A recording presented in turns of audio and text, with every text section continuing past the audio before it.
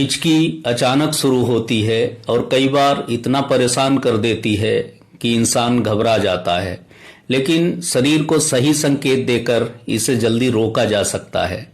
सबसे पहला तरीका, गहरी सांस लेकर 10-15 सेकंड तक रोकिए। इससे डायफ्राम की अचानक होने वाली हरकत शांत होने लगती है। दूसरा, धीरे धीरे ठंडा पानी पिएं। कई बार इससे हिचकी का रिफ्लेक्स तुरंत रुक जाता है। तीसरा, 1 चम्मच शहद या चीनी जीभ पर रखकर धीरे धीरे घुलने दें। यह नसों को अलग संकेत भेजता है और हिचकी शांत हो सकती है। चौथा, घबराइए मत।